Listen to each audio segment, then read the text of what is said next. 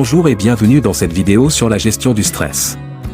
Le stress est une réaction normale de notre organisme face à des situations difficiles ou menaçantes. Il peut nous aider à mobiliser nos ressources et à nous adapter aux changements.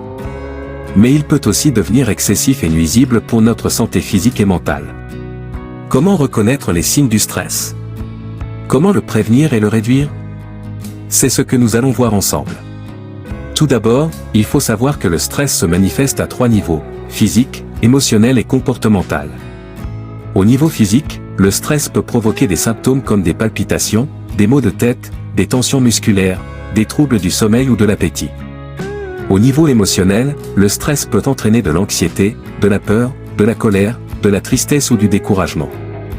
Au niveau comportemental, le stress peut affecter notre façon de communiquer, de travailler, de nous organiser ou de nous détendre.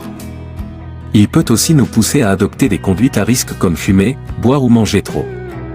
Pour prévenir et réduire le stress, il existe plusieurs stratégies efficaces.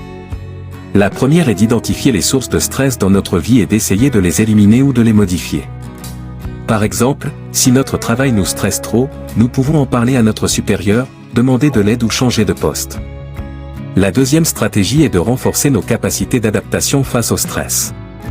Pour cela, nous pouvons développer nos compétences personnelles et professionnelles, apprendre à gérer nos émotions et nos pensées négatives, solliciter notre réseau social et familial ou demander un soutien psychologique si besoin.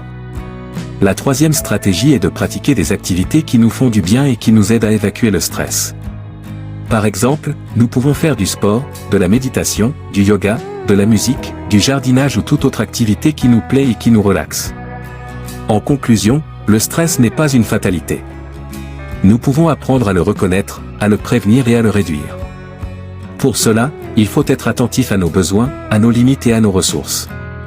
Il faut aussi savoir demander de l'aide quand c'est nécessaire.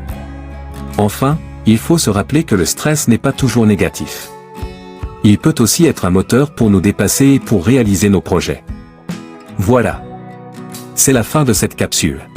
Si vous l'avez aimée, n'hésitez pas à la liker, la partager et à vous abonner à ma chaîne. Vous pouvez aussi me dire ce que vous pensez de ce sujet ou me poser vos questions dans les commentaires, je vous répondrai avec plaisir. Je vous dis à bientôt pour une prochaine vidéo.